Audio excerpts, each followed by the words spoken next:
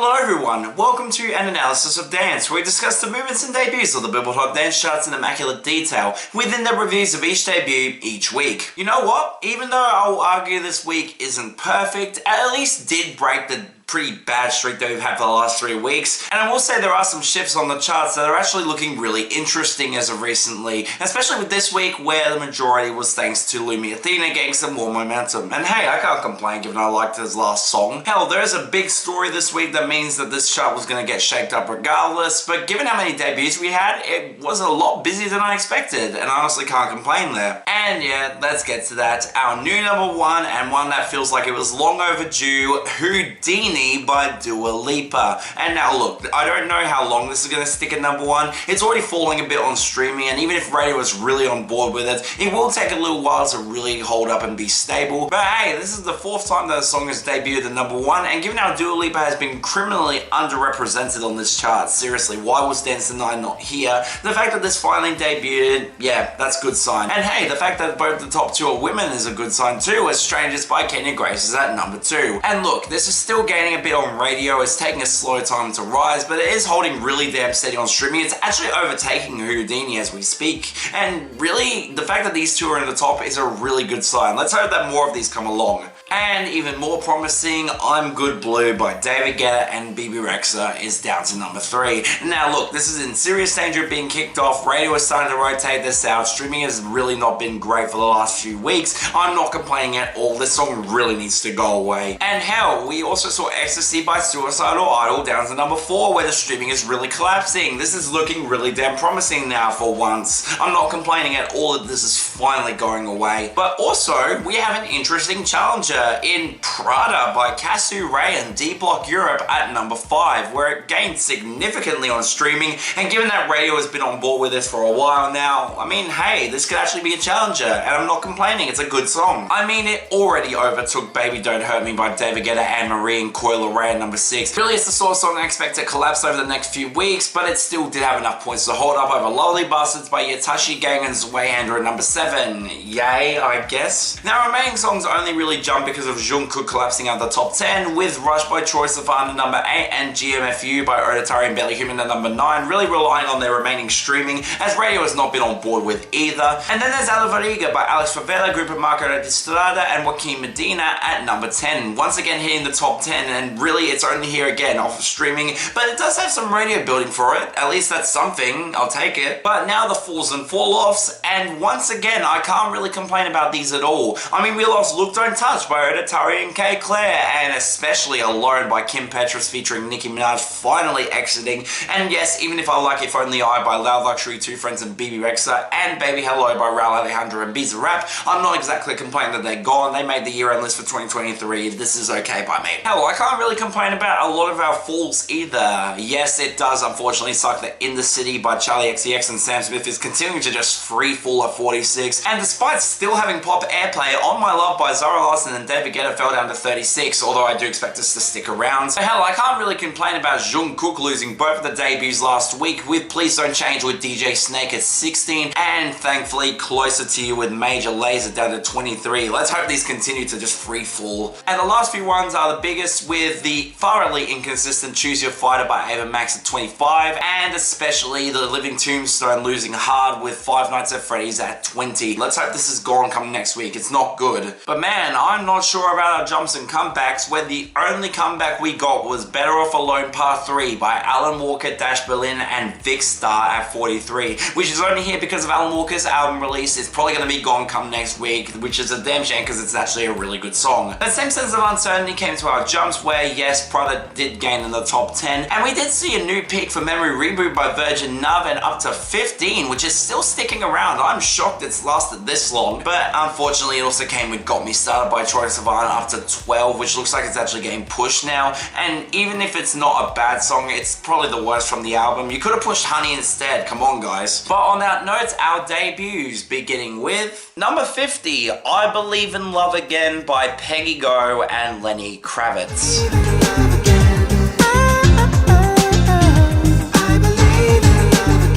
Man, this is not looking good good for Peggy Go moving forward, as even though I'm really surprised that It Goes Like Na Na Na was continuing to still have a consistent amount of momentum, the follow-up was really what was going to test her longevity, and it debuted at the very bottom, even despite having Lenny Kravitz on it. Damn shame too, because I actually like this one quite a bit too. Yes, it's very noticeably different in that it goes for more of a big beat approach, which reminds me a lot of the old school Chemical Brothers, which really for Lenny Kravitz is the sort of production that actually works quite well for him. And even if Peggy Go vocally does fall a bit behind and does kind of get smothered out by the beat, her distinct personality is still here intact, and really she could have been much worse on this production. I actually will take it. Now, it's not as amazing as It Goes Like Na Na Na, mainly thanks to the production being a bit slow, doesn't really build up to a whole lot, and the song does feel like it falls into the background a little bit for me at times, but still, for a follow-up after such a big meteoric rise to the top, I'm actually not complaining that this has turned out as good as it did. And really, even if I have no expectations this is going to stick around, this is a nice little follow-up. I actually like this a fair bit. Shame the momentum's probably gone, but hey, I'm not complaining. Good stuff. Number 49, Ice Whall by Lumi Athena.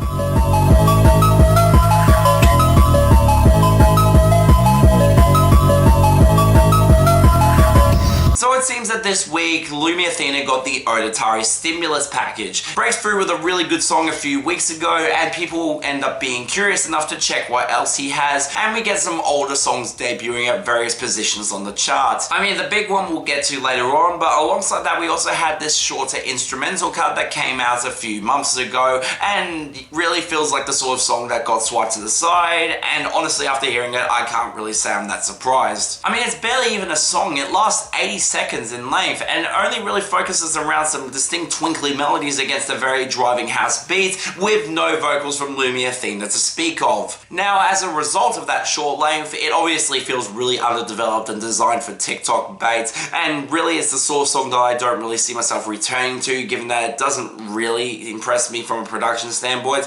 But that being said, the twinkly sips do sound quite nice and there's a decent atmosphere here. It's a decent fragment, but again, not a great one and not something that I'm inclined to revisit anytime soon, unfortunately there. Number 47, Fault in the Stars by Powfu and the Chainsmokers.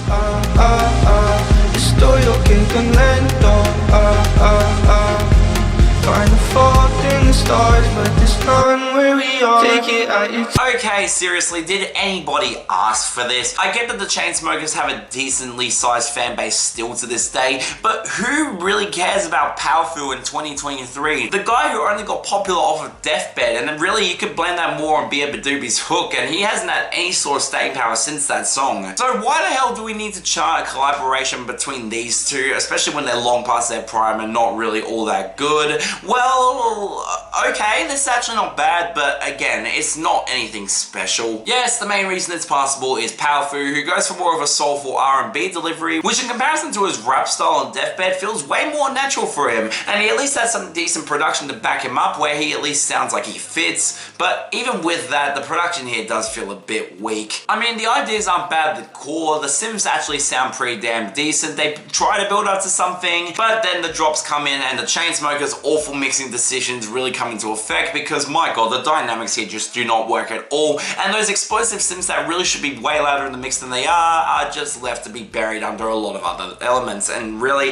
it does not sound all that good. Hell, I hate to say it, but get another producer in, someone who can actually develop the bombast quite well, someone who actually knows how to mix, and basically another producer entirely, and this would be a decent song, but as it is, it's just, it's okay, I guess. Number 45, Stuck Inside by Black Griffin, Baasik, The Living Tombstone, and Kevin Foster. Be fine, even though they died, part of them survived, I'll make them unalive. Okay, seriously, can we stop with this shit? Five Nights at Freddy's by The Living Tombstone was already bad enough. Why are we getting a second charting song of this theme here? Really? Was the movie that special? Really though, this time it makes a little bit more sense given that this is actually a newer song attached to the film and the sort of thing that was only going to last a couple of weeks given the film started to already die off in popular consciousness for good reason. And oh my god, this one just sucks. Hell, I might actually like it less than Five Nights at Freddy's, which is really saying something. For starters, the production is atrocious, going for a glitch hop mix with carnival approach that just sounds forced and incredibly badly mixed. The melody is lackluster, the percussion sounds flat and incredibly cheap. The song has absolutely no dynamics where the verses just blend into the hook and really do sound bad. And just like Five Nights at Freddy's, it sounds incredibly dated, but even less excusable given this came out this year. This production should not sound this bad. Even worse are the vocals where Black Griffon is trying to sound so theatrical to the point that it genuinely makes me cringe and it really does hurt. Sam Hunt of the Living Tombstone once again has absolutely no personality and tries so hard to sell this dark vibe but cannot sell it whatsoever. And Kevin Foster is trying his best sad Fred impression on that absolute embarrassment of a bridge and it just sounds awful. So yeah, this is fucking terrible, and in a just world this would flop and destroy the careers of everyone involved. Fuck this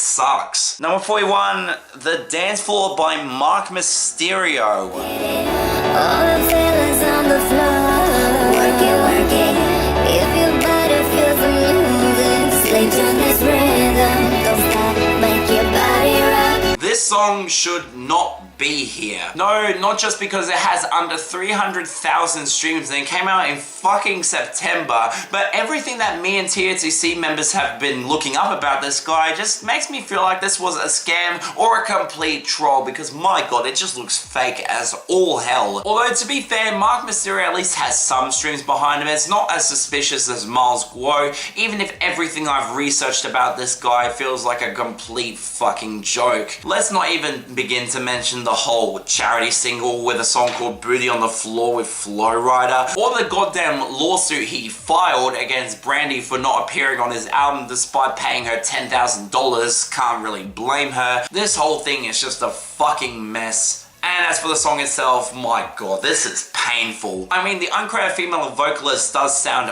okay here, but the production feels very rushed, the mixing on the drops is dog shit, and for some reason they included the same goddamn sample of Booty on the Floor by Flow Rider in here, and seriously, it sounds even worse here. I don't know who the audience for this even is. Again, like I said, the streams aren't good for this, and it feels like the sort of song that would have been botted. Seriously, Billboard, why is this charting? I'm thoroughly convinced this is some sort of botted release that managed to get on the charts through cheating the system, and the fact that it was unable to chart here from Billboard is really damn concerning. So yeah, this sucks too. Fuck off with this one as well. Number 35, Heart Over Mind by Alan Walker and Daya.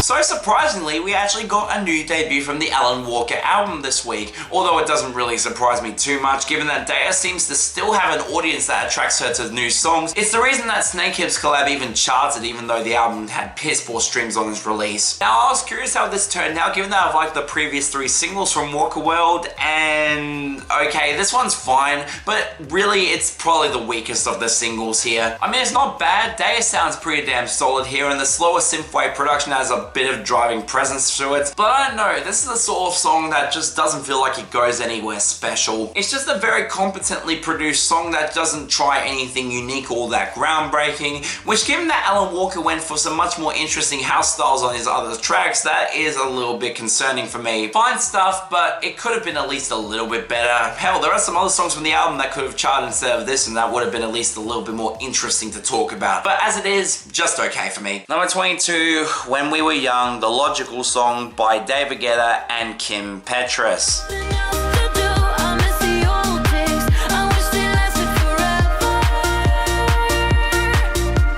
I was not looking forward to this, and really, could you blame me? David Guetta has frustrated me to no end this year because he's got some legit good songs, also balanced out with some of his worst ever tracks, and Kim Petras still hasn't really brought me into the hype yet. Feed the Beast was only an okay album, and the big songs from it were not all that good at all. So this was a collab I wasn't expecting to work, and Surprisingly, it actually did. Let's get the issues out of the way first though. The chipmunk vocals, while I understand that they're there to replicate the childlike wonder of this particular moment, I'm also not impressed by them at all. They're at a pitch that is just really annoying and really doesn't complement the song all that well. Especially in comparison to Kim Petras, the vocals just sound really rough and really out of place here, which is a damn shame because everything else about this surprisingly really worked for me. This is of course one of Kim Petras' best performances this year, but what surprised me here was the production, where David Guetta embraced the full 90s trance revival and made his own attempt at it, and it actually sounds really damn good. I feel like he's found a specific style that works for him because this sounds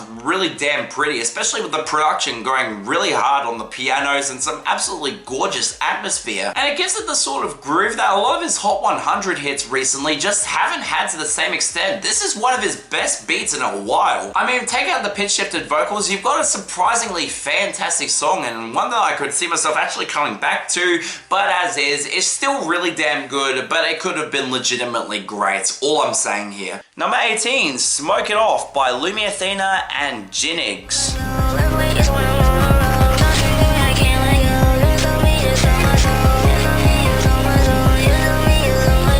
And now we have the big Lumi Athena song, the collaboration with jnhygs that I'm not remotely surprised that it blew up as big as it did, and it's also a case of a song that actually already blew up a year ago, so it's a bit weird that it's only charting now, especially for a song that has over 100 million streams. Shame too, because I actually might like this one more. jnhygs add the adolescent side to the song quite effectively with their delivery, playing off of Lumi Athena really damn well here, and the production once again is really damn pretty and really just show that Lumi Athena has a good taste for this sort of Jersey club instrumentation. I mean, it focuses on the colder atmosphere with more melody and aggressive tones. AAoD could have really used this. This actually sounds really damn pretty. I mean, it's once again really damn short, but for a song like this, it actually surprisingly works quite well. I get why this one blew up. It's a really damn solid song. And finally, number 1, Houdini by Dua Lipa. You need me, I'm not here for long.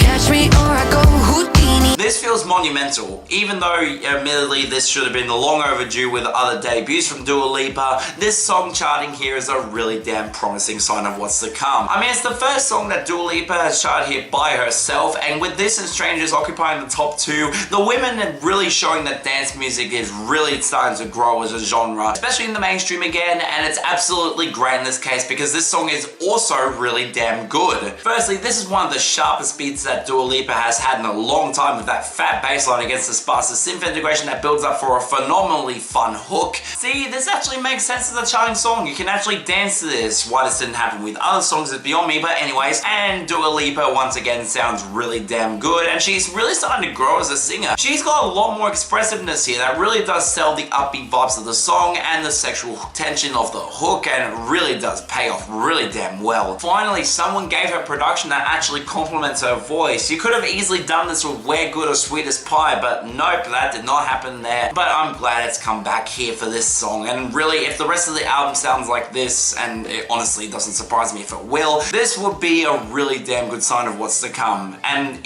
even if I don't expect this to last at number 1, given that it's falling on streaming as we speak, I would like to see it stick there, and really, the more songs like this that debut this high, the better. This is a great song. But that's our week, and wow, there were actually some really damn good songs here, even though there were a bit of really bad ones too. For the best, it's going to Houdini by Dua Lipa, although I will say that When We Were Young, the logical song by David Guetta and Kim Petras, was actually surprisingly close. Take out the pitch shifted vocals, it probably could have run away with Best of the Week, but it does get honourable runner-up regardless. For the worst, God, there were some options, but I'm thinking a tie between Stuck Inside by Black Griffin, Baasik, The Living Tombstone and Kevin Foster, with The Dancefloor by Marc, Mysterio. God, I hope these songs are both gone next week, but for different reasons. Next week, honestly, part of me could dream that Andre 3000's ambient project gets an album bomb here, especially given it does fall under electronic, but given that this is Billboard, I don't expect that to happen, so it could be another quiet but surprising week. We'll have to see there. But yeah, that's all for this episode of an analysis of dance. See you next time.